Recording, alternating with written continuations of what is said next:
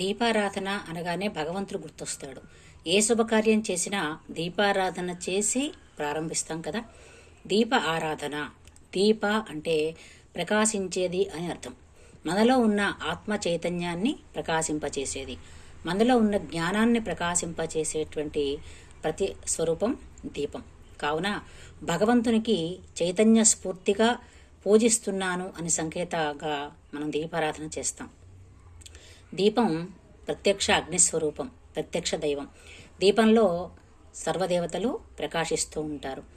దీపం జ్యోతి పరబ్రహ్మ, దీపం జ్యోతి తమోపహ, దీపేన సాధ్యతే సర్వం, దీపలక్ష్మీర్ నమోస్తుతే అని కదా మనం నమస్కరించుకుంటాం. ఇలాంటి పవిత్రమైన దీపాన్ని ఎట్టి పరిస్థితుల్లో కూడా నోటితో ఊదకూడదు.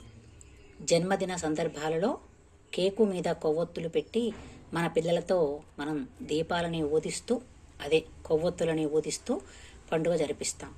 దీపాన్ని నోటితో ఊదటం వలన అగ్నిదేవునికి ఉచ్చిష్ట దోషం, అంటే ఎంగిలి దోషం తగిలి అగ్నిదేవుడు శపించేటువంటి ప్రమాదం ఉంటుంది. దానివల్ల అగ్ని ప్రమాదాలు సంభవించేటువంటి ప్రమాదం కూడా ఉంటుంది. కావున అగ్నిదేవుని యొక్క అనుగ్రహం పొందాలి అంటే దీపాన్ని లేదా అగ్ని ఏ రూపంలో ఉన్నప్పటికీ కూడా నోటితో ఊదేటువంటి పని చేయకూడదు. మనం దీపాన్ని మంగళ దీపంగా, అంటే మంగళప్రదమైనటువంటి పదార్థంగా భావిస్తూ ఉంటాం. దీపం కొండెక్కింది అంటాం, దీపం ఆరింది అనం.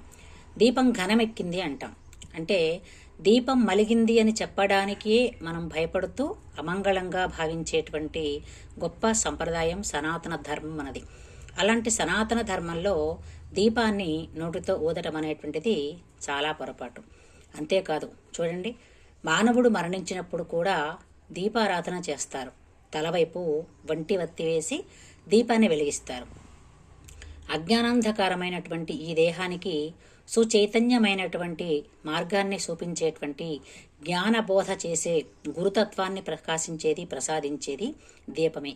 అందుకే మరణించినటువంటి జీవుడు ఉన్నతమైనటువంటి ఉత్తమమైనటువంటి పదవిని పొందాలి అని, సన్మార్గంలో భగవంతుని చేరాలి అనే సంకేతాత్మకంగా తల కింద దీపాన్ని వెలిగిస్తారు. దీపానికి ఉన్నటువంటి ప్రాధాన్యత సనాతన హైందవ ధర్మంలో అంత గొప్పది. అందుకనే మనం ఎప్పుడు కూడా దీపాన్ని నోటితో ఊదేటువంటి పొరపాటును చేసి భగవంతుని యొక్క ఆగ్రహానికి గురి కావద్దు.